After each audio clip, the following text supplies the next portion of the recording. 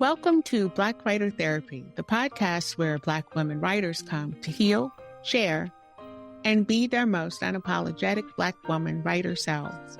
I'm your host and unlicensed therapist, Ella Shawn, and I'm excited you decided to spend this hour with us.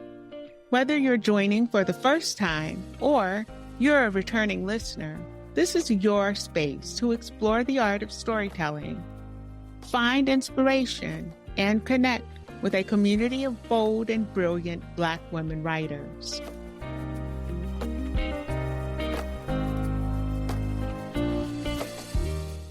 Today on the Black Writer Therapy podcast, host and unlicensed therapist, Ella Shawn welcomes debut author Jenny Abamu. She is a sci-fi novelist whose debut work is already drawing comparisons to the legendary Octavia Butler. With a background in journalism and international affairs, she brings a sharp, thought-provoking lens to speculative fiction, crafting narratives that challenge perceptions and explore the intersections of technology, power, and identity.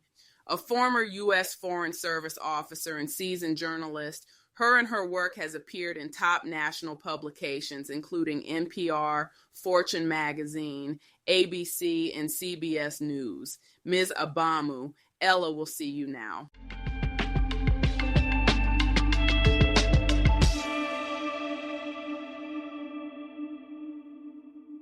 Hello, how are you doing, Miss Jenny? And I'm going to Abamu. Yes. Please tell me I didn't mess you up. You did it perfect. And I love it. Yes. Thank you so much. Because I think names are so important. And I'd hate when teachers would be calling students names and do it right. Right. You know, I used to be like the type of person who would let my name be said wrong. And I just kind of went with it for a long time in my life. But I've since changed that. And I don't know exactly when that happened, but I just decided, I was like, you know what? I'm going to try to, if I can learn to pronounce names, people can learn to pronounce names. So I'm going to start doing it. So you did it really well. So I appreciate that. Thank you so much. I'm really big on that. And really my full name is Finkley Brown. It's not hard, I don't think. No. Finkley Brown. I've been called so many different things. Yeah. So names are important. Man, I think when I got the email, I was just like, what is this? What's going on here? I always think the universe is playing a trick on me when I get emails from publicists. And I'm just like, I think this is probably a troll. I never know. No. I never know, right?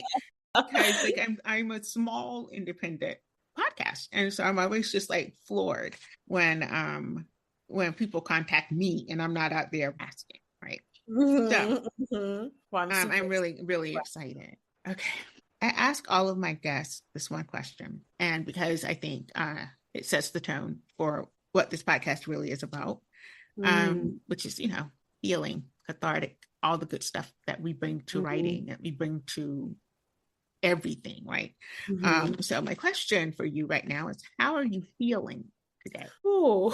How am I feeling today? Healing. With an H. Healing. Oh, how am I healing today? How am I healing today? That is I thought this would be easy when I heard it before, but going through this process, of answering that question, how am I healing today? I'm healing by rediscovering myself. This is how I've been healing. I've gone through a bit of an identity crisis. Oh my goodness. I've gone through a bit of an identity crisis over the last few years. I started off as a journalist. I was a reporter for a couple of stations. I've done TV, I've done print, I've done radio, and then I joined the State Department for a while. So I was a Foreign Service officer overseas, and so I worked in both Saudi Arabia and Madrid. And I recently, about a year or so ago, I left that, came back, and I have 2 kids now, And I knew I didn't want to go back to things exactly the way they were. And so that my healing journey, you know, leaving that place and trying to figure out what am I doing? That's been kind of my process, even outside of work. But, you know, because I invested so much energy and strength into like dividing myself around my career. So having these leaps and changes was hard for me, especially as someone who is now a mother. And I had to go through the process of rediscovering myself. And writing this book was also part of that process of healing and rediscovering myself and redefining who I was. So that's how I'm healing. I love that. I absolutely love that. I think even when we are going through transitions that are amazing, like having children, you know, moving into the dream house, I don't know, anything that's even like great, it is still very traumatic. And I don't think people acknowledge that trauma and change are synonymous. And it doesn't matter if change is great or if change is, it's all traumatic. The body experiences it in the same way. And you're having to leave something behind. Right. Yeah. So there's that grief that we don't get to experience because people would look at us like we're crazy. What are you doing? You just had a baby, a beautiful, and you're like, you don't understand. I have no idea. Yeah, it was a transition for me because I was so used to being so caught up in my work. Like people look at my resume and they're like, "Oh, Jenny, your resume is so great," but it's like I was obsessed. So like for me to like try and be like to try to remove myself from that and have to, you know, be a mother, that was a hard process for me. And so that even that process of just like saying I need to find a different type of rhythm. And be okay with that, and redefine what work looks like to me and my relationship with it. That was a healing process that I'm finally now coming to terms with. Yeah, I think that's so important. Like, but you don't hear about that. We don't talk about that because you can't not want to dive into motherhood and be the grind. But people don't understand. You're losing so much. But we're not going to talk about that. Right. Let us not talk about that. Okay. Right. So thank you so much for sharing. I love that you are rediscovering yourself. I love that you are willing to rediscover yourself. Because a lot of people would just stay where they are because safety is there. But you know, there's no growth without a little, oh my gosh, I just don't want to do this right now. Right. Exactly. Yeah. Exactly. Yep. So we're going to move on to this book because Miss Jenny. I love your name, by the way. I have a cousin named Jenny, but it's not her name. Oh, what's her name? Her name is Kenyatta, but her grandmother couldn't say it, so she just called her Jenny. Well, that's really funny.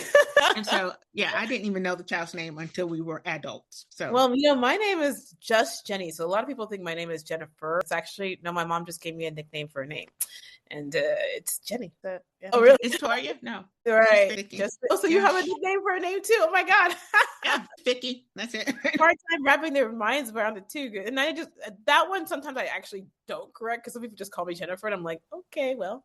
Yeah, but they expect more. And then it's like, you expect more of me as well because this is it.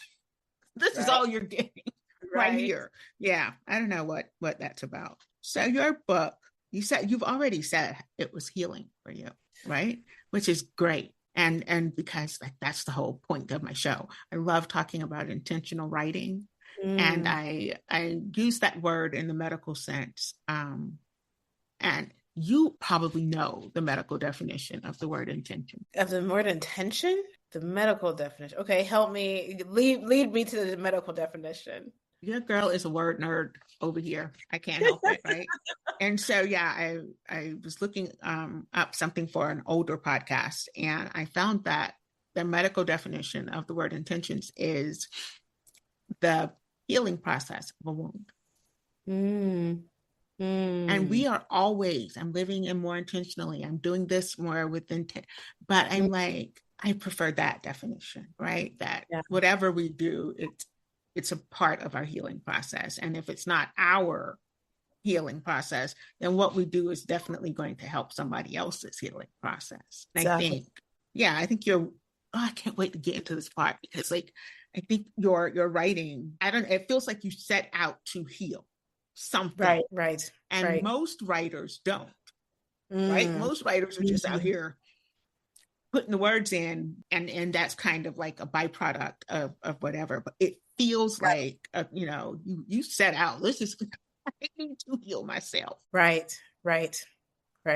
Talk to me Mm. about the cathartic nature of writing and researching and putting all of it into this book. It was incredible. I started this book in 2018, so about a little over 5 years ago.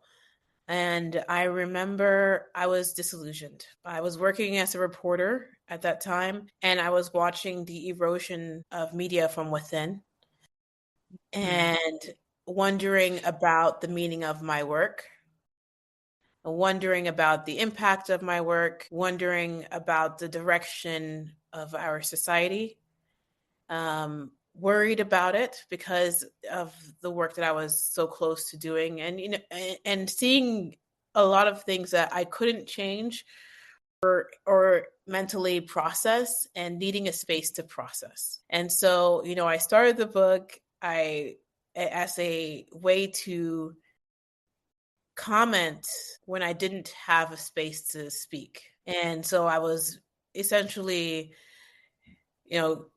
expressing what I was seeing around me, especially as as a journalist. We live in this very non-fiction world, and so a lot of my publishing has always been in the non-fiction space.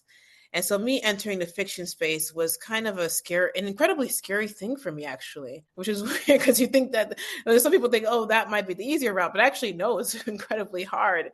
It's incredibly, right? Like it's like an incredibly challenging route to go, to talk about something. But I went through, because it was the only way I could express the commentary that I had about the things that were happening around me. And some of these things, I transitioned into the State Department, where I was still working on the book. And so it was over time, and I came back to it, and then after a while I put it in a drawer and left it for a minute. And then I came back and, revisited it, and I was like, this book is for today. It's amazing, because it was like it was incubating for such a time as this. And so that process of designing, and really it was around the things I was seeing, and my deep concern about the direction, and wanting to express it specifically, and it particularly also there were a lot of other things around, like just being a Black woman in the spaces that I was in the mainstream media spaces, and all those things, and my slight disillusionment with the entire thing. And wanting to find a space where we could kind of have a very difficult conversation, but almost in an entertaining way. And it's entertaining, but it's a really tough conversation. And that's what it really is.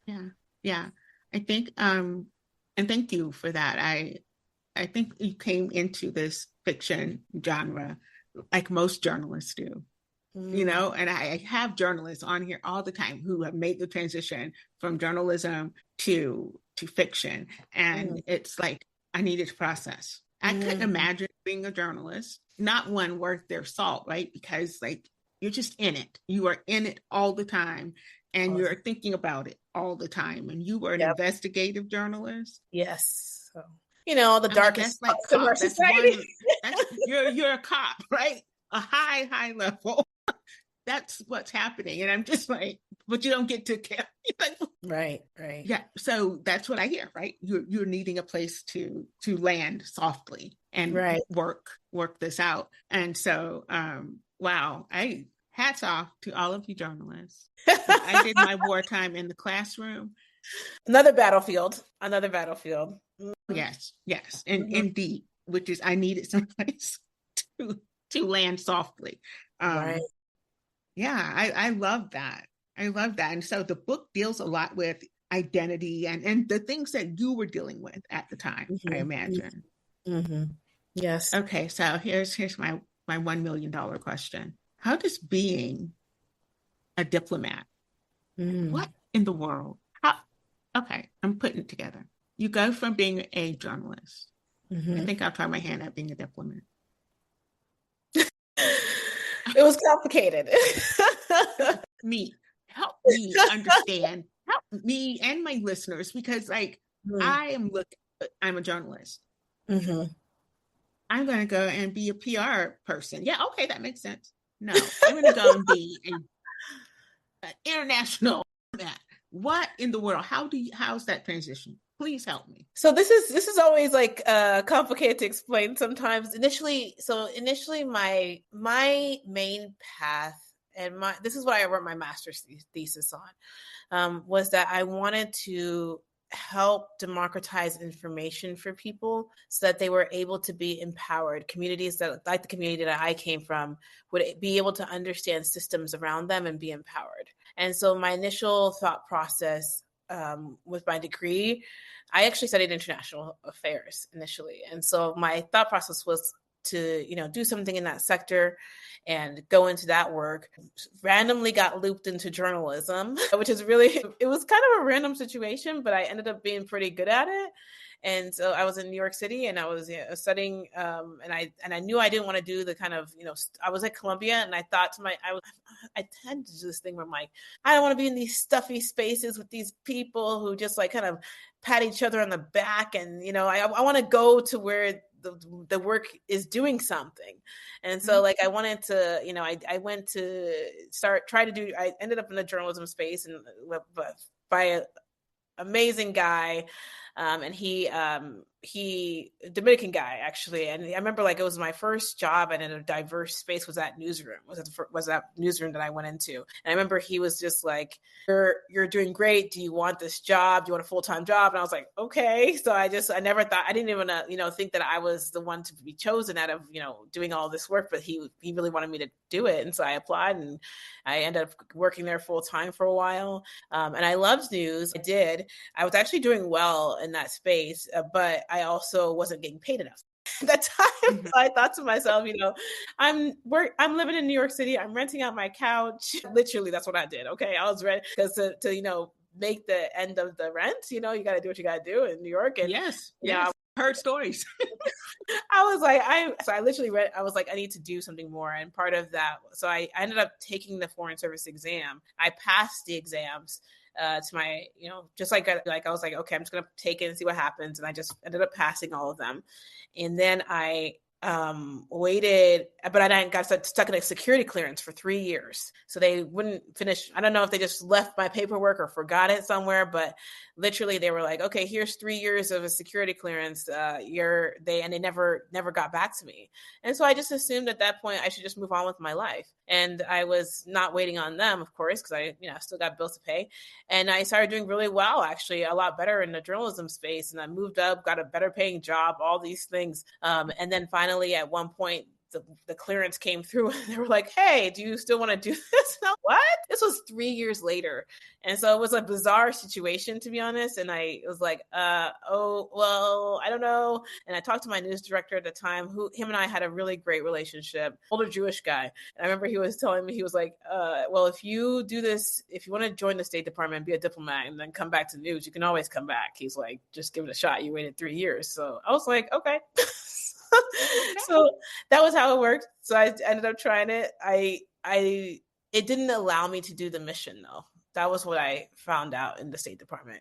State Department, you have a top secret clearance for a reason. And so that wasn't what I wanted. Like it wasn't the values that I had. My thought process was I wanted to empower communities that were like mine. In the State Department, I was the big guy. My design was not to empower those communities. My job was to keep the machine going. That's oftentimes meant mowing over those communities. Yeah. And so, wow. Yeah, that for me, that's part of why I had my identity crisis because like part of my, and why I had to heal from that work. Because even though, it's fancy, it's like, like you get like lots of special treatment, all kinds of things and whatever, it is fancy. And that's not, something to be ignored. And it was a really intense decision for me to say, this is not giving me the fulfillment and I miss my mission. Wow. That's my life mission. And so I do care about, like, when I wrote that thesis, that's something that I always come back to, is the fact that I believe in the power of these things, to information, and to hold people accountable, to give poor communities leverage to, you know, to do, and that's why, you know, I was like, okay, I need to recalibrate my entire life choices at this moment, because it was hard for me to say. My mom was like, how would you leave this job? What are you doing? What are you doing? What are you doing? You're crazy. You know, like, what are you going to do? Like, you're not going to make that much money anymore, blah, blah, blah. And I was just like, well, you know, this is I know what my values, I know my value. Yes. And both of those things were in conflict where I was. Wow. Like, it's painful to even hear you talk about it. Like, it's still, like, I can see, right, where it's still a wound, and I can feel that, like, being forced to go against your whole life's mission. And it sounds like you've known exactly what you were here to do for a very long time. Yeah. And I mean, my family is, you know, my parents are immigrants. They're Nigerians. They came and they didn't understand the system. We learned the hard way. And like, you know, we've, you know, through evictions, through, you know, arrest, almost deportation from my dad, like, I learned this system in America the hard way. And so my thought process was, how can I create a place where people are able to navigate and learn this system in a better way?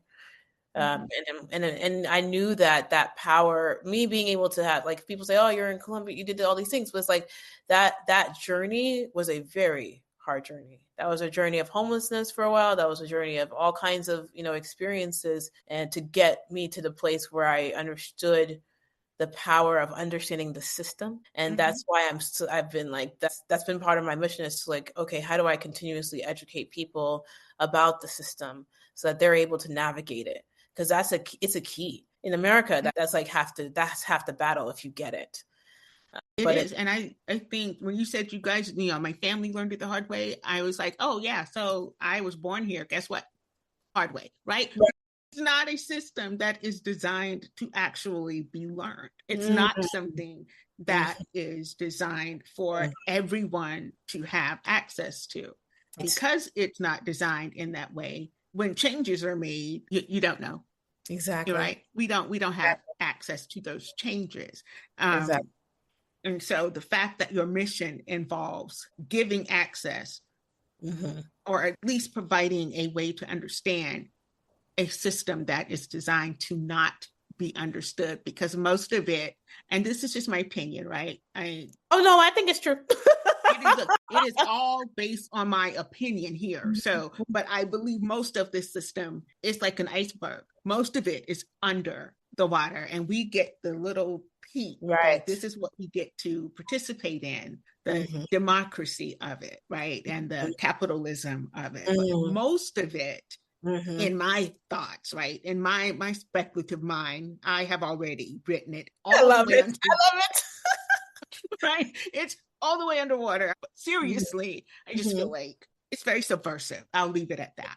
And so I could definitely see where the conflict would be like ripping yourself into. Exactly. Even me going, I think even like, I always tell people, like, I'm from Texas initially too. And so, like, you know, growing up in Texas, and that's even another layer of systems, right? Because you have the state laws versus, you know, the other laws. If I had stayed in Texas my entire life, I couldn't be where I am today.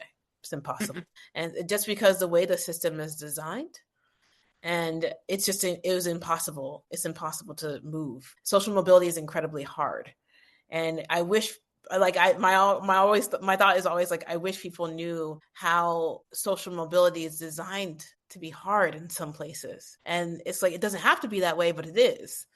And that whole process of even, you know, moving and seeing different systems, and how the different laws in different places create opportunities and social mobility for different types of people, in different, even within the states, within different states. That was a huge thing for me. So, like, I did, you know, when I say, like, I studied, when I was thinking about studying, like, international affairs, I was really kind of looking at systems, you know, kind of trying to understand those things and compare and contrast, so that, you know, we could ideally have a better system for ourselves. That was my, like, you know, ideal situation. I don't know if we're headed in that direction, but you know, it is what it is. It's a tough situation, but no comment.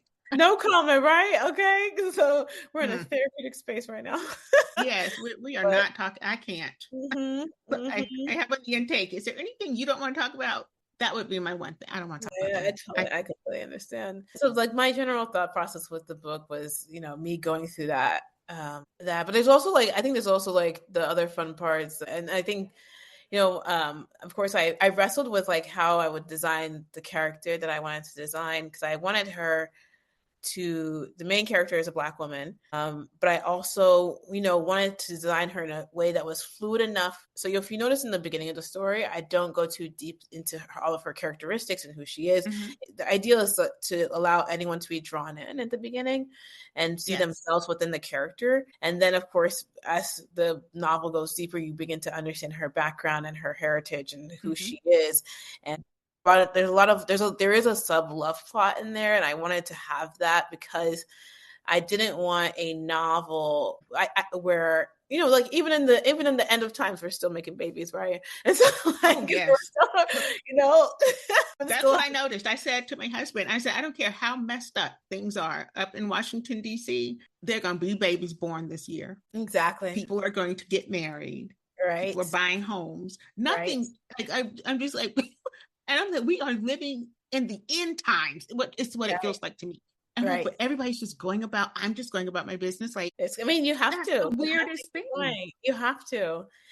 And I really wanted, like with this one, to like have a Black woman who just fell in that deep kind of love, had those layers of experiences, had the romance, had the, you know, had the layers to herself that were, and so like I took a long time kind of developing my characters. I have sheets, you know, like sheets of like character designs and like their background and who they were, you know, but she's, you know, she's kind of this kick-ass heroine figure, but she's at the same time, she also has these insecurities that she deals with as a full human. And, you know, the parts of her that are difficult, but also like I wanted to make sure that she was loved, because I thought that was so important for us to have these type of characters that were full humans. And that was really important to me. Like, okay, you're not just the one to, you have all those layers to yourself, all those dimensions to yourself, where you're living these end times and you're the superhero. She's a protagonist, right? But she's also this, you know, she's also in love, and she's doing action, but she's also, you know, having, like, she has all her own personal family issues and all the layers. And so the main character, whose name is Phoenix, which was actually the name I wanted to give my daughter if I had a daughter. So I said, okay, this is my daughter, you know, my baby, my book baby. I was like, if I had a daughter, I would have named Phoenix. But I said, okay, this is my daughter here in this book. This is Phoenix character. I love the spelling, by the way. I love how you spelled the name. That would have been so dope for a baby girl, right? I was like, that was my baby. That was my figurative daughter's name. I ended up having two boys, so I couldn't use that. But she's the daughter that this is my third baby. So I always say, you made a beautiful baby. You made a beautiful daughter. And so that's my thought. My thought with her was just having this, you know, was wanting to see more of us. First of all, more of us kicking ass and winning, and doing that. But you know, I was like, I want to see, because, you know, we always. Sometimes we're like, there's so much struggling. I'm like, okay, I like the, there's so much imagery of us struggling, which she is struggling. She goes through her own, like, you know, her own curve.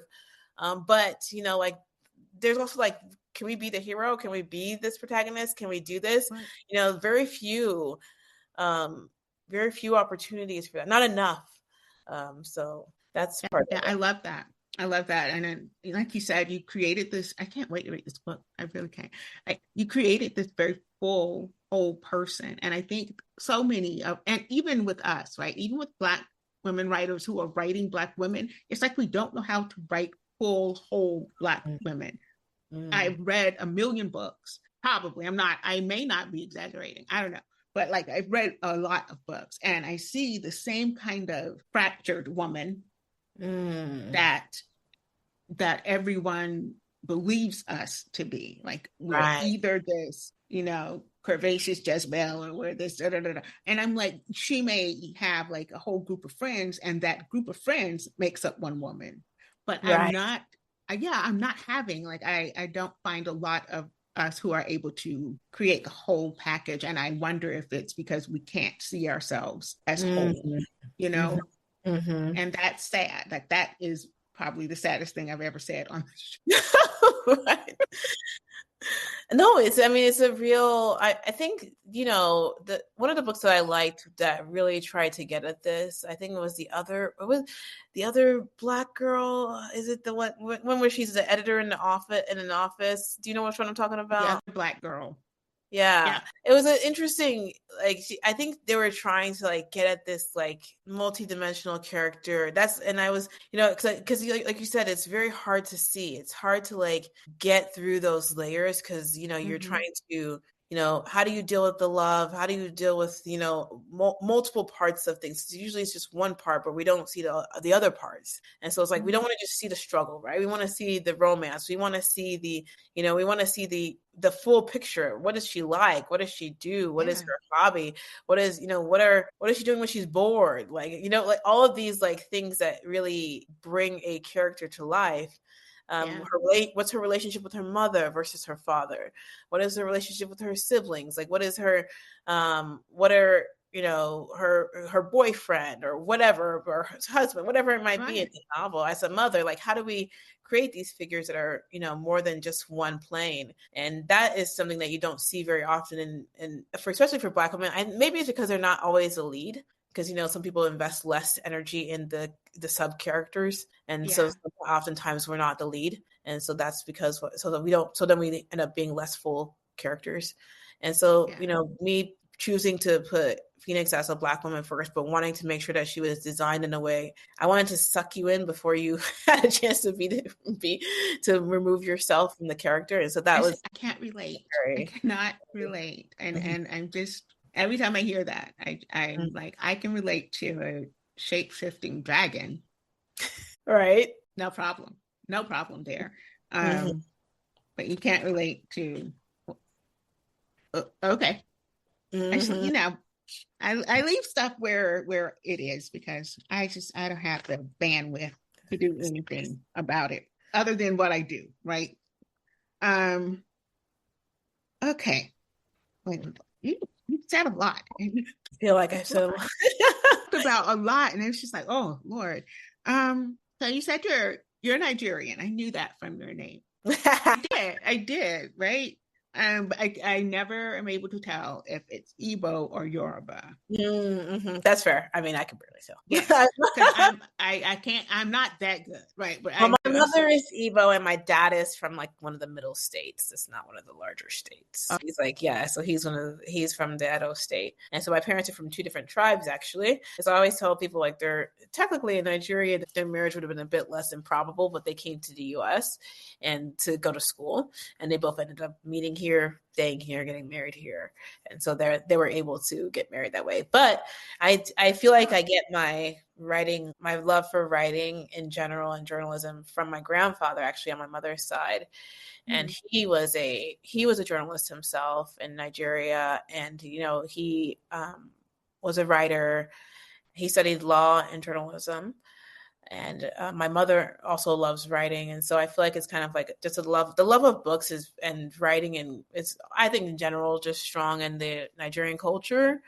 It's just we have so many amazing writers, in different capacities, and even before when I was in school, I read like Things Fell Apart and all these different novels from Nigerian authors who were I think are particularly skilled at having complex social commentary with fiction, using fiction to do that. I hate to interrupt the amazing conversation between host Ella Shawn and her guest Jenny Abamu, but we have to take a break. We'll be back before you even know we're gone. Do you feel it? That tug? The one whispering, it's time to finally tell your story. At Southern Momentum Publishing House, we know that tug well. It's the start of something bigger. Your voice, your truth, your power on the page. Whether it's been years in the making or just an idea waiting to blossom, we are here to help you take the leap. No excuses, no waiting, just momentum. Visit us today at somopubhouse.org and start your next chapter now.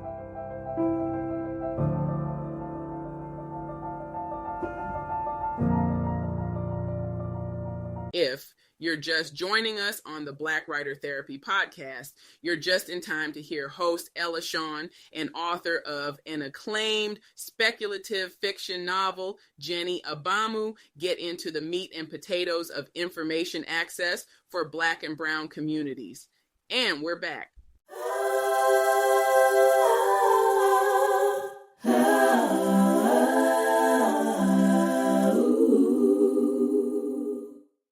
And so, and because, you know, like some of the, just like even Americana, right? Like all these, like these books, they're about like really complex social topics, but they use fiction to do that. And so those are always, of course, it's a lineage that I love, and I love to explore and go through and read and, you know, be a part of. I was born and raised in the United States. So sometimes people say I'm very, my people will call me very Americanized.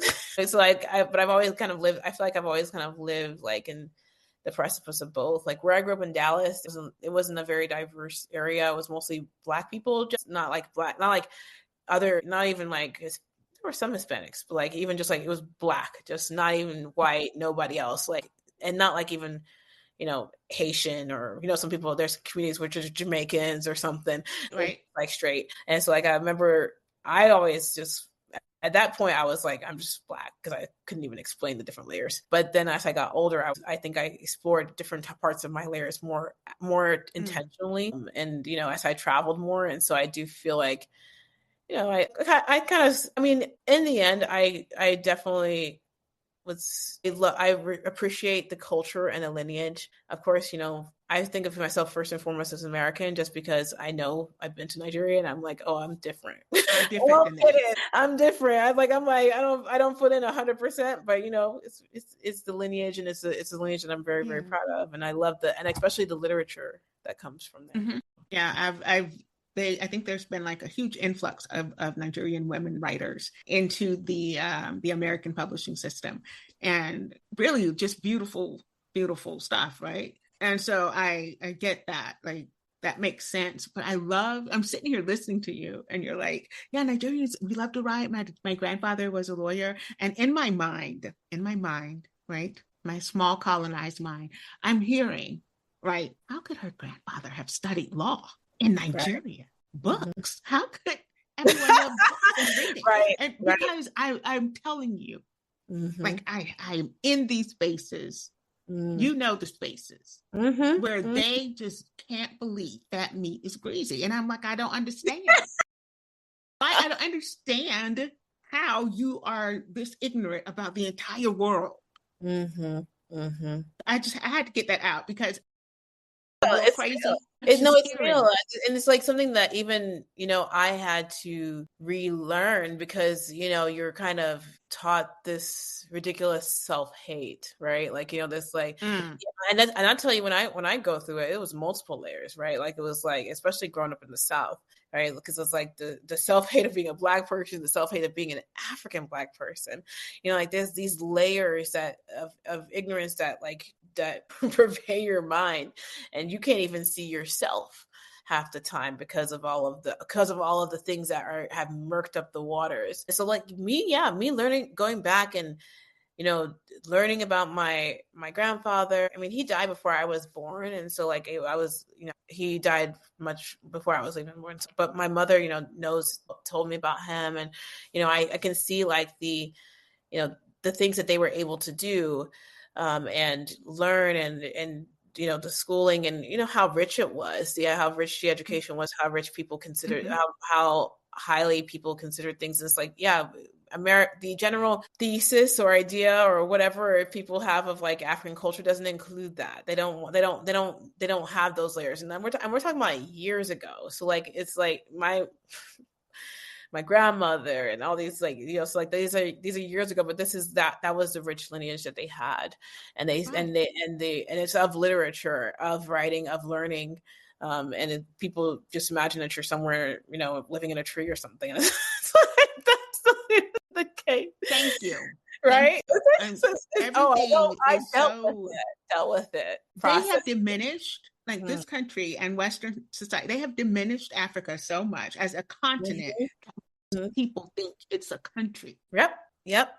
And that's why narratives are so important, right? Like being able to have those narratives, being able to have those stories, because without that, then you're learning all these things that don't reflect yourself. And if you didn't even understand, like for me, even tapping in and saying, okay, I'm a writer, I can do this as a job, as a living, like having that lineage also encourages you, right? It gives you like a vision. But if I was just listening to like Western society about my own lineage, I wouldn't even think that I had the ability to do it. And so like that narrative, I'm really big on narratives. I talk about that all day. The whole thing, right? The whole narrative, the white narrative, and that's what it is, right? This white narrative that kind of covers everything like a fine snow. And then you're just like, and then you realize, grow, you travel, you learn, and you're like, oh my God. The richness, right? What is this? What is? Yeah. And then I go down a rabbit hole because why not? Right? right. Why not? Why not? Yeah. Exactly. And that's what we have to teach ourselves, because we're watching all these things, like people trying to take your history away. You have to teach yourself, because like that's how you're able to do the books and do the writing, and that's like capturing those stories. I mean, I'll say like my story, I think is very different from like a traditional Nigerian person's story, just because it doesn't have the the layers of like that, the layer that like Chinua Achebe has, right? Like, because he has that. Mm-hmm. Nigerian like culture layer. He has traditional tribe layer, like all the things that happen. I would say like my character is very much like myself, living in America, but maybe has a different type of background, like just very very American, of course, but layered also, like we all are. We are all. Yeah. And I say this, and I might be wrong, but I doubt it. I don't care where you are in the world. If you are a Black person, I don't care what country you're in. Like there's just this similarity, right? That it doesn't matter where you are. I mean, I have people that I write with in Canada, people that I write with in the UK, they're all over the place, all the same. We are all the same. We're given same faces. We're given the same, and it's just what it is, right? And it goes way deeper than that. But I think that there's this like we're layered. With multiple cultures, yes, with like layers, and I love exploring all of them. It's complicated, and let it be complicated. Like it doesn't need to make like perfect sense every time. We don't need to be boxed like that. We can be layered, and I think and I love that. I actually like that. I bring that to, and I try to bring that to the characters. Like just being able to say, okay, let them be layered, let us be layered, let it be complicated. Yeah, if we have to take a little time, it's messy, right? Yes, let it be. Let it be messy. Embrace it. I have a coffee mug my husband bought me. Embrace the chaos. Yes. Oh, I like that. Because he knows me, right? My mother should have named me Anarchy. Like it's horrible. I'm all look at you. Yeah, I can tell. You know that. Trouble. Middle name's Trouble. You answered my first question. And I think you've answered. We're moving on. Okay. Yes, we're moving on to rapid fire because I had my 3 follow-up questions, but this is the beauty of gabbing, right? I told you it would not be an interview. Yay! So, I was thinking, let me just talk. I can't do any of that. I don't have the capacity, but I think we're getting pretty close to my favorite part of the show, which really is the game, right? The game. So rapid fire. Don't think too much. Just all right. Question. It's like 5 questions. Okay. Question number 1. You've been a journalist, a U.S. diplomat, a CEO, and a novelist. Feel like okay. If you could only keep one title for the rest of your life, which one would it be and why? Writer. I love it. That's what makes me happy. Oh my gosh, how about that? If you would have said something else, I was going to be like, show's over, bro. This is hard. Yeah, that's beautiful. I love it. I love that. I think if I couldn't write, I don't know what I would do. I would probably be in a padded room. No, seriously. Like when you say therapy, writing and therapy, is therapy for me. I hope it's therapy for the people who are reading. I hope they get something that gives them energy, makes them feel seen, in this time where I feel like we're not seen for all of these things that are happening in our minds and our lives. It's like you're not alone. You're not crazy. You know how you think like, am I crazy? What's going on? No. You are seen, right? You are seen. This. You are seen. I love that. I did a TikTok and I was walking my dog, trying to figure out what my character wants. She's crazy. She's really just getting on my nerves. 2.5 years I've been writing her and she keeps changing. And she finally was like, I just want to be seen. I just want to be heard and I want to be appreciated for the fullness of myself, all parts. And I had to sit down on my front porch in South Carolina, by the way. So you said you're in the South, sweetie. I am. Okay. Right. Yeah. But yeah, I'm sitting on my front porch and I'm like, oh my God. My girl said she just want to be seen. Oh, yeah. I mean, that's real. It's a real thing. Yeah. It's like you're not alone. You're not crazy. There's a lot of people who are feeling what you're feeling, who are going through what you're going through. And you should know. We may all be crazy and that's okay. Exactly. In one way or another. I want to embrace that as well. Right. Okay. Be honest. If your younger self had told your Nigerian parents she wanted to be a speculative fiction writer full time, what would their exact facial expression have been? They'd be laughing. They'd be laughing like right now. They wanted me to be a lawyer.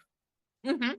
So I went through my entire childhood on the track of law school. That was initially what I was going to do. And that was even me doing journalism was just bizarre to them. They don't even get that. So being saying I was going to do sci-fi writing, no, that just I couldn't even say that. And I think that's actually what took me so long to get to this point, to be honest. Like I was talking to a girlfriend and I was telling her, I was like, she was like telling me like, oh, your book's amazing, that's not. I'm like, what? Like, because that is discouraged. You could not be doing that. Like it's like create the things that involve creativity and non-security, is not something that the average immigrant parent is going to be like, yes, do that thing. I brought you all the way over here. We struggled. We lost our house. We did all these things so you could be creative and take chances. No, we're going to do the most secure thing possible for you. And so like initially they really pressured me to be a lawyer. I ended up not going to law school mostly because I didn't want to take any more debt. And so like I just thought to myself, I don't want to go unless I got like a full ride, which I didn't at that time. I just said, I'm not going to do it. And so I just said, let me figure out what else I want to do and what other options there are. That was even that was a lot for my parents. So like me coming to the point where I was like, okay, I'm going to be this author and even call myself an author. My friend was like, why are you afraid to lead with that? She's like, when you talk about like your journalism work or your work as a diplomat, you're so confident in discussing it. But when you come to the fiction writing, you're actually scared to talk about it. I can tell your voice changes. And I was like, oh my God, just because I was discouraged my entire life. I spent my entire life being discouraged from doing that thing. And now I've of course come back full circle because when you're called doesn't matter. And so that whole process of even just saying, oh, wow, I'm doing this now. That's taken me a while to wrap my mind around. That's part of the healing process I was talking about at the beginning. This whole like rediscovering myself and saying like, yes, I'm a writer. Took me a while to even get to that point. Yeah. Years. I'm just like, yeah. Right. I'm right there. Right. I'm right there with you. Right. And my family is still like, right, still writing them books. Yes. I'm still writing those books. And it's just like, that's so weird. I'm like, but that's why we're here. I tried to tell my mom, I said, Mother, you have been duped because you believe we are here to work and pay bills. I said, we are here to co-create reality with the universe. That's why we are here. Wow, co-create reality. And I'm like, but this foolishness keeps us running in this circle of nonsense for paper that has no value. to have stuff that we don't need and or use. Right. And to look a certain way for people we don't like, but we are here to co-create. That's all. The world was abundant with everything we needed. So all we had to do was create. Wow. Yeah. Yep. You know? And so it's an incredible process. I think I was telling, the people kind of sometimes ask like, oh, what was your process? One of the things I felt with writing too, I read this book recently called Big Magic by Elizabeth Gilbert. Have you ever read it? It's like about it's a crazy book. Nope. It's about, it's kind of a craft book, I would say, but not exactly. It's a book about creativity. And she and actually, I hated her first book, this author, but I loved this other book. And so like her first book is actually Eat, Pray, Love, but I was like, oh, okay. I wasn't into the book at all. Just my personal opinion, she Eat, Pray, Love. Okay. Yes, she did. And so like, and honestly, I wasn't into it, but I don't know why I ended up picking up this other book. I think I was just rediscovering some. And so, you know how it goes. Like, yes. Right? Like, but she described like creativity kind of coming to her as like this, how did she just, like a spirit almost, like not necessarily, not to sound spooky or whatever, but she kind of described it like, oh, like sometimes like an idea comes to you or something comes to you and it's like, you're the one who can birth this thing. You're the one who can do it. And I kind of felt like that with this book. Like it came to me and it knew that I could birth it, that I had the knowledge, the experience, the skills, the background, the writing desire to birth the idea and give it the richness it deserved. And I couldn't rest really until I did it. And so that whole process of going through, and like saying, okay, if I wanted to, I was distracted. I was like, I even was like, I'm supposed to be working on some kind of story for news, but I was like, I need to get this down. I need to stop. I need to like write this because that's, it's calling to me to birth it. And it's almost like I didn't even choose it. Like it chose me. I love that. I'm like sitting over here and I hate that I'm a bobblehead because I'm just like, yeah. And I'm like goosebumped, right? Because like, that's the heart and soul of a writer. And I think we do such a disservice to ourselves and to the world when we kind of stuff and stuff. But what is our recourse, right? When you're told whatever you do, you better be able to pay your bills and you better have a pension. Right. Because that's it. That's it. But yeah, it calls. It's like a wraith almost. Right. Yeah. Hello. I tell people my characters are so like intrusive. I'm spending months talking with them around the house. Right. I'm singing with them. We're at the grocery store.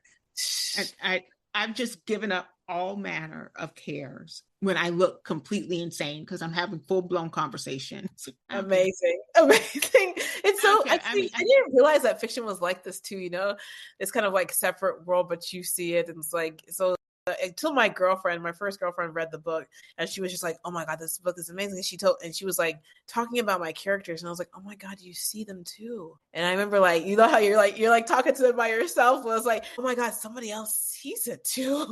So like, I was like, oh my, it was like so surreal. Actually, that first conversation that I had with someone else who had read the book, because to me, it was like, oh my God, you see these people now. You get these people now. You're part of you're in the story. You're in the world. And it's like, you're in the, right? Like you're in this world. That takes some skill, Miss Jenny, to world build so effectively that people drop in and can't get out like that. It's been amazing because like sometimes I've gone and like when I went to one place with another one of my friends who had read the book and she was like, oh my God, we went to someone's house and it was like a very immaculate house in New York. Some rich lady. Anyway, so she was like, this house is like your book is described the same. I'm like, wow, you remember the book, so you know the place. Like it's just really cool to hear those little anecdotes because it's like, wow, you have come into this world with me, and now we're here together and we're talking about it, and it's so much more real. And it's that part. Yeah, it's just like so because it wasn't real before. It's just like made up, and it's just like been me. Hiding it for 5 years, like, oh, should I do that? What should I do with this? But then it makes you question, right? Or maybe it's me because again, rabbit hole. what is reality, right? Because all of my characters, I'm so serious, they are so much more real and so much more important to me than the people who live in my house when I'm writing them, because I spend more time with them. Wow. And I know them inside and out. I'm complaining about stuff to them and getting advice from them. And it feels like I'm like, but it doesn't feel like it's me, right? It's so weird. I almost feel like, No, I'm a right? And they're just kind of. I would have never gotten this before. Now I get. Yes. Now that that's what I'm talking about. Fiction writing, I get it, because I wouldn't have, like, I said, living in that whole journalism world, this is it. This is a fact. And it's like, but now I totally understand what you mean, because it's like this idea of like, can people come in, like, is it real now? It is real now, because you made it real and you brought it to the world. Yeah. So it is real now. And I would have never understood that before. Yeah, I love that. Like, that's the part of writing that I think will always make me sit down with my favorite pen and notebook, because I write longhand before probably the first 10 or 15 chapters of my first draft. I'll do it longhand. That I'll always come back, because I love having these blurbs of, I'm like, oh, now it's just little tiny baby spirits. And then I get to like, and then it's like, oh God, you are this whole thing. Like, you're a whole grown person, right? And I get so excited. This podcast is the result of me finishing my first series. Oh, amazing! I'm serious. I was depressed. Wow. I was so depressed. I've been with my guys for like 12 years, right? 4 books, and I was so depressed. I was like, this can't be right. Like, I should not be depressed. And I was so worried and anxious. I go to my doctor. I'm like, something's wrong with me, because he's like, who are you worrying about? John and Vivian and Vera. And all my doctors have been through this with me, because I've been telling them about your characters. What are they going to do? Like, what are they doing now? And like, I was so dead serious. I was like, man, doc, I think I need some Black writer therapy. Like, I think you do too. Yeah. But I was like, okay. And I really had to like work through that before I could start writing again. Like, I had no space, but I had to like, okay, they're fine. They're fine. You can go back. You can go back and visit them. You left it open enough. You could do some more work on them if you want to. Wow. Crazy. Wow. No, I could totally see that, because I'm going through the process of the series, and so it's like, yeah, I can't imagine like being, what am I going to do without my baby Phoenix? Literally my baby. Okay. Especially your daughter, right? I mean, it's your daughter. Right? Like, oh, I totally get it. I'm like, I'm right there with you. Yeah, so you'll be back on the couch is what I'm hearing. You'll be back on the proverbial couch. Please make space. We're supposed to be rapid fire. We have gotten two questions. Okay, rapid. Right, okay. Oh my gosh. Okay. You wrote, we're gonna go rapid fire. No more sidebar. Okay. You wrote the herd in a world that is already teetering on the edge of disinformation and chaos. If one of your characters could sit down and give us advice right now, what would they say? Phoenix would tell you that the solution isn't simple. It's not going to be easy. So it's going to be a long journey to restore any kind of trust that we have in our society. Wow. Trust. That's a word. That is a word. I don't think people understand the weight of that word, right? I remember when I taught, I'm not supposed to do this, but whatever. I remember when I taught 11th grade, and I'm teaching sinners. No, it wasn't that. What was it? Something about Arthur Miller's The Crucible. And the term was, oh, they broke charity. And my kids were like, what? Charity? Trust. They broke trust. And charity and trust are right there. And most people think of charity as giving over to people who need this is, but in that more arcane, like, iteration of the word charity, of trust. And like, I don't even think about that word very much. Yeah. But when I hear it, and especially in this situation, I'm like, damn. Yeah. Because once I don't trust you, I don't trust you. It's a crisis. It's never coming back. Exactly. And this is something that, the protagonist deals with on multiple levels. And even though the book is about this general, our trust in our society and the institutions that we have grown up with, she deals with a crisis of trust on multiple levels, whether it's a relationship with her family or her boyfriend. All of there's a crisis of trust in the society, and that is something that like you said, how do you fix it when you break it? Yeah, that's ooh. Okay, so another thing to be looking out for. You drop breadcrumbs throughout the book. Look, for the smarties, you gotta be a little bit brainy to get all the things, right? I always feel like you gotta read it twice. Yes, that's my kind of writing. I'm the brain who's looking for all the breadcrumbs. I love that. Oh my God, I cannot wait. I'm gonna have to put something down on my TBR, right? Because yes, I'm feeling like you've been compared to Octavia Butler. This is not in my question, so this is going to be my fourth question. You have been compared. Okay, just a minute. You have been compared to Octavia Butler. I know. Have you read Octavia Butler? Yes, I love her, and I reread it this recently, The Parable of the Sower, because it was back on the bestsellers list like 2 weeks a month ago, and I remember like, wow, like the different parts of it that is so relevant today now, right? It's kind of amazing, right? It scared me. No, seriously, right? Girl, can we talk about what was she on? What was she smoking? Can I get some? Right. Right? Like incredible writing. Such a great, like, I think like some of the parts that, and I actually loved how she captured the Black woman.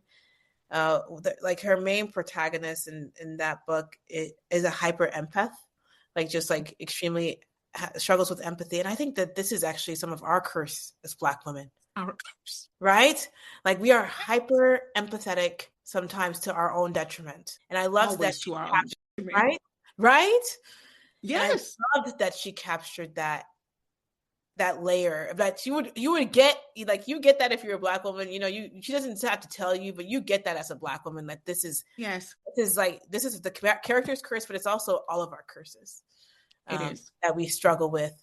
And that is, that's just, I just loved all of that, the layers of it, like the things that you would get if you're part of the culture, but the things that you just get, you just love to read. If you would read either way, but the depth of the layers of the things that you get. I also thought that it was really good that the characters had this obsession with space, because I see this happening now, like what's up with the space trips? Yeah. I don't know, but I was just like, okay, that's so funny that she talks about like this obsession that they have in their society with going to space, and that's very similar to what we're having now. I could go on, but don't get me started on Bill. No, we should. Oh my. Let's do it. Oh, because I could go on, because I'm all about the layers. Yes, let's unpack. Let's unpack. Okay. Okay. And then I'm going to need to be on my own couch because she messes me up. Oh, it's pretty amazing. And I love how relevant it is today. Like I'm sure she didn't get enough flowers during her time, because we never do. And so like, I'm just like definitely just such a great novel, lots of layers, beautifully shows like the things that we struggle with, and the layers of just all. I even thought the church and the religion layer was very interesting. And let me not start. Okay, because that was a very long answer, because I could go. Let me go through all the layers. Okay. So just how do you feel being compared? Saying your work is right there. Overwhelmed. I don't. Even me, I would say it's not right there. I was like, you ask me, I'm like, I think it's. I feel honored. I hope that we have more. We need more Octavia Butlers. We need more people who are putting us, our Black women, at the center of their narratives and bringing out beautiful narratives. Let's get 20 Octavia Butlers. I would love that. Like, so I'm 100%, for more, deeper. Like, can we have that? Like, I there's not enough, because I'm a big speculative fiction reader, and and I always look for like Black authors, Black people. Can we get into that space? It's not enough to me. So, because I've read a lot. It's not right, and so it's like I'm always like trying to find like, okay, who's there? Like, how do we get to that? Get more of that, because I'm a big fan, and so I do. We have to do that, right? Those of us who are writing spec fiction, we have to start inviting the women in, and we have to start doing the work and all the things, right? I started a hybrid publishing company down here. I just started this. Congratulations, girl. Okay, that's all I'm gonna say. But I'm like, and I'm only working with Black and brown women from the South who write through that Southern lens. Because it's something about it's something about being Southern and Black and woman and like owning that, right? Right. No, that's owning real. that I'm a Southern Black woman, and I kind of don't want to be a metropolitan up there Black woman. And I'm trying to reconcile. I have been trying to reconcile myself with that for years because I'm like, it's crazy. But we're going. Last question. Look, we have skipped stuff. Oh, I love this question. Oh my God. Let's fast forward 30 years. You're sitting with your future self. What's the one question you'd be too scared to ask her? That is a good question, Vicki. That is a good question. Oh, that's a hard question. I guess the question, if I had to answer rapidly, are you satisfied? Oh my God. What? Stop. Miss Jenny. Let me pull out my forage gun, Miss Jenny. You know what? Yeah. When you get your podcast, this needs to be the question you ask your guest. Are you satisfied? Are you satisfied? Yeah. Oh my God. Okay. It's a hard question. Are you satisfied? Because it's like, with what, right? And when? What time of day are you talking about, right? Yeah. That's a stumper there. Are you? Yeah, that's the question for your podcast. I absolutely. I love that. You ready for the game? Yes, I'm ready. Okay. This game is called The Audacity of Game Changers. Oh, that would be Black women writers, in my opinion. Because we do what no one else can do. We heal like nobody else can heal. And like you said, that hyper empathy, we put it everywhere. So I have my cards. Oh, can you tell I taught? That's true. We're a teacher. Yes. So I have cards 1 through 10. And the first thing I need you to do is choose a number. 4. Little kid's favorite number. Oh, cool. I had 4 chosen before. And then I need you to choose a letter in the word audacity. A. So yeah, artistry. I'm going with all my kids stuff.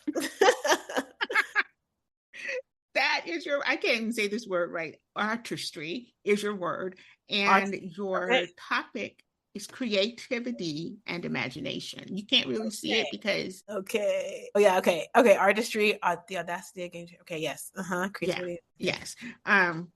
And your topic is creativity and imagination. And guess what you get to do? Get to tell me an impromptu short story. Oh my God. Fiction. I am not good at this game.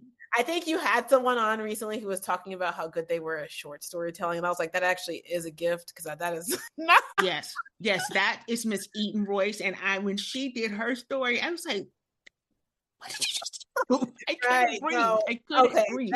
Yeah. Ooh, short story. I'm bad at short stories. Me too. Okay. Yeah, right? I was thinking, okay, that's my oh. Okay, that's hard. Yeah, you stop me. I love this game. Do I lose this game? You are not losing, and it has to be at least 3 minutes. Oh my God. Okay. Okay. And you have to use that word at least once, but it has to be about creativity and imagination. You're a spec fiction writer. Oh, Jesus. Oh my God. I'm so bad at short stories. Let me think. So, okay. There once was a little. I'm actually going to do this terribly. This is going to be so bad. Lord. Okay. Okay. Deep breath and then just let it flow. Sure. I promise you're better than you think. Okay. Promise. Where am I setting, thinking all kinds of things? Oh my God. Okay. So she went into the room and he was standing about 3 feet away. Immediately he noticed her. She took a deep breath, but she knew what she was going to do that day. And she walked up to him and she told him all he needed to hear. He was super sad.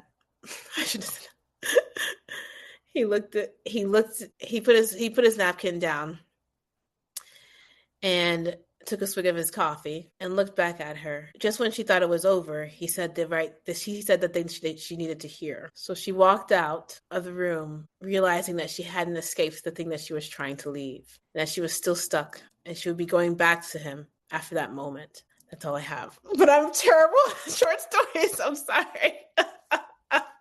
That was so bad. Who is she? Who's he? What did she tell him? What was she going to do? Yeah, I know. She was going to break up with him, but then she chose. But then he said the right thing, and she changed her mind. That was it. That was a terrible short story. I know, but I'm so bad at short stories. I'm so mad right now because I'm sitting here and I'm like right into a story. Like I'm a kid. Oh my God, no! Right? I'm so I bad. fall right into a story, and so I'm like, okay. I'm actually the worst in short stories. Like that's probably my biggest thing that I'm envious of others for, is like the ability. Because like I said, when I was listening to your podcast, I was listening to the woman who told the short stories, and I was like, how does she do that? Like, you know, the magazine writers who send in those like short, but they're really great. Yeah, you know, like just being able to do that, I'm like, you are incredible, and that is not my skill. Like even when I do nonfiction, it's long, and so like short fiction is like you do. They're able to develop character. I'm going to practice it though. I think that's on my list. That's something I need to practice. Do you do it? Do you practice it? I do practice it. I write with a group on Saturdays, the Fellowship of the Griot, and when I tell you. Honey, they will iron sharpens iron. It's for Black and brown people from all over the diaspora. And I'm telling you, it's like my first time I went there, I said, I was just listening. And they were like, are you going to read? Because it's a workshop. And it's like, you know, you get 3 prompts and they get timed and then you read, but it's all affirmative stuff. Right? I heard this girl read, and I'm just going to mention her name because she's that bomb. Her name's Ella Shawn. I said, I'm not reading anything. I'm not reading. What are you doing? Who are you? Right? Like that's where I was. And then another person read. I was like, where am I? What's happening here? What is going on? Right. Men and women, I love this group. My writing has improved exponentially in just the 7 months. Amazing. So I go to that workshop, and then I lead the workshop on Monday where we are decolonizing the erotic. Oh, say it again. We are decolonizing the erotic for the liberation of Black and brown women. Wow. I like this. Okay. Yes, because I write erotica. I've written erotica. I love it. Right now isn't erotica. It's definitely Afrofuturism, spec fiction stuff. But my first, bit was I have 4 books in this series, and it's all. I love it. I love it. Yes. Cheerful. Yeah. So you don't have to come all the time, but I will send you a link. I would love for you to come and just hang out. But also, I find that the stuff I write is very, I don't want to say it's esoteric, but it's what I write. Okay. I'm not for everyone. My books aren't for everyone. And they shouldn't be. Yeah. That's what I said. No, I'm very, very much wanting to, just focus there and just be there. And so, I still dabble in a lot of nonfiction stuff. I'm still, doing news sometimes. And so like that, that's still there. But yeah, I was like, can we live here? Can I immerse myself more into the, baptized? Baptized over here with the griot. I'll send you some. I'm inviting folk. I'll tell Alatif you're coming. But yeah, I'll send you the link. Thank you. The Saturday weekend words, and especially with people of color. That's amazing. Yes, that's it. Yes. Oh, I'm here for it. Yes. With therapy, which other writers? Do you have any other Black women writers who would probably benefit from being on my proverbial couch? Okay. Yes. Actually, I wanted to give you Aisha. You should do Aisha. Yes. Okay. And then there's Amanda Miller Littlejohn. Yes, Amanda. Yes, I put Amanda on there. Yes, I met her. That's been lovely, Miss Jenny. And I really am going to make sure that we snap you in here. They're going to die when you show up. They will. I want you to tell the people how to get in touch with you and what's next for you. So I'm working on book number 2. because it's a series. And so I'm going through that process. Yeah, you know, kind of taking it day by day from there. Working on book number 2 at this moment. You know, I have a few moving pieces of like things that we want to, projects that we're possibly working on in the disinformation space. And so like just kind of really like, and these are nonfiction projects, so like you know, but it's still along the same lines, because you know there's a lot of concern about that in the world. And so maybe I might have a nice. And how can the audience get in touch with you? Oh yes, please. I have my website, my newsletter, my email, of course. Like my website is just www.jennyabamu.com, and it just leads you. That will just lead you to my Substack, which is where I have my newsletter that I regularly. I love that. I'm going to go ahead and subscribe. Yes, I'm there. I'm on Substack too. Good. Yes, please. Yeah. Okay. I'm gonna let you go because you know what? Family, householder stuff is coming. I'll link everything, and even where they can. Also, my Instagram, if they want to, that's another option. I check all my messages, and so I do anywhere that people message me, I do check. I try to check my email. Oh yeah, I try to check my email. Very much like I move real fast, so like like get back to people. So like yes, 100%. Feel free to reach out to me on any of the Instagram, Substack, my email, all of it's there. Okay, say bye-bye. Chris. Well, thank you so much. I really appreciate this conversation. Thank you too. Thank you so much. This has been great. Thank you for joining us for another episode of Black Writer Therapy, where we amplify and celebrate the voices of unapologetic Black women writers. We're proud to be part of the Alive Podcast Network. Be sure to tap into the only Black woman-owned podcast network with its very own proprietary platform and app. When you download the Tap In app, you gain access to nearly 100 Black creative voices. To support Black Writer Therapy, subscribe and choose me as your favorite podcast host. 50% of your subscription fee goes directly to this show and allows me to continue to bring you quality content like this. Until next time, remember, be kindest to yourself first, always, and in all ways.